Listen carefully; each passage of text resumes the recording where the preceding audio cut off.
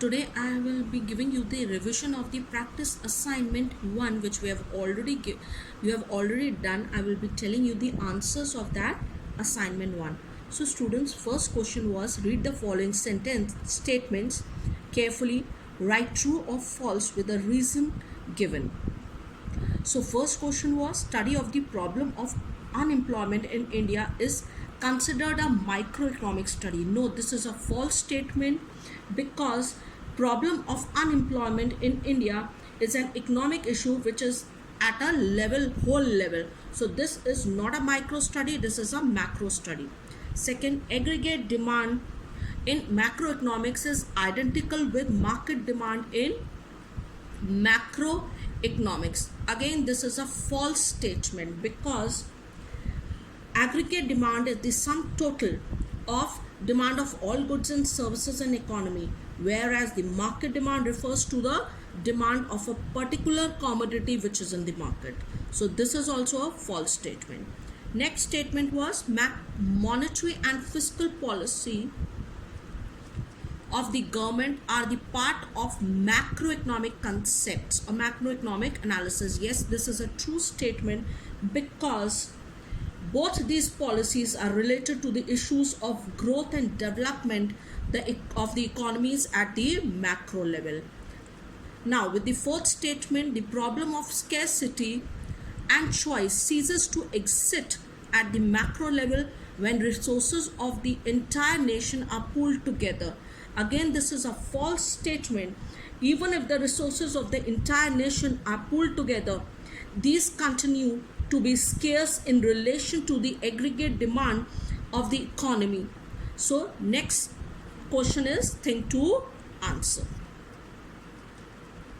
Now, what is the first question in thing to answer is macroeconomics or macro is the study of aggregates while microeconomics is not. Comment. Yes. Now we can say that it is wrong to state that only macroeconomics. That is microeconomics is not the aggregation. When we talk about the microeconomics, clear, it is the study of the statement. It is in microeconomics that we consider only the concepts, but if we talk about microeconomics, we had the market demand which is also in the microeconomics. So we cannot only say that macro is studying the aggregates, but I have already told you we always work, when we work with macroeconomics and macro and micro, we always deal the relationship. Clear?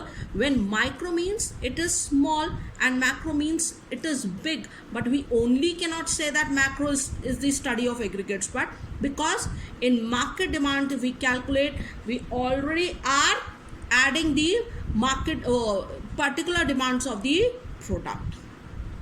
Now second,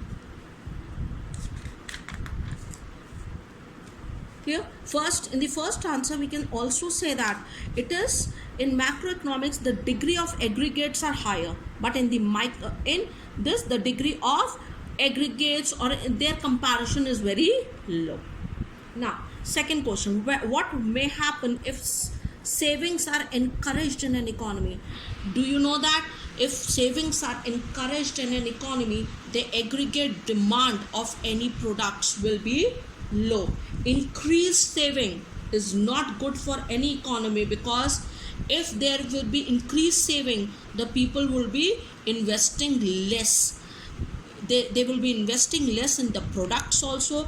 They will be investing less in the economies also. So increased savings should be mobilized. Mobilized means should go to the public. They should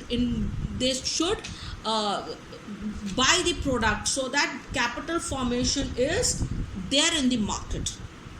Yeah. So increased saving will not give growth to the employment. It is not good for boosting the economy. If increased savings would be there, employment would be less. The third question is, what do you think is the significance of macroeconomics agents in the economy? Macroeconomic agents refer to the institutions as decision makers in the economy. RBI is an example of the macroeconomic agent in India. So it has a very important role in monitoring the supply of the economy. If there is excess supply, then inflation is there in the market, and which leads to inflation, and the deficit supply, that leads to deflation in the economy. And through RBI, the controllers of the monetary and fiscal policy, it is the very important macroeconomic agent of the economy, which controls the inflationary and deflationary pressures of the economy. Now the third question says, in this 6, which is macro and which one is the macroeconomics? So first says price determination of a commodity is a microeconomics. Second, determination of general price level is a macroeconomics. Third, demand of a consumer for clothing again is a microeconomics.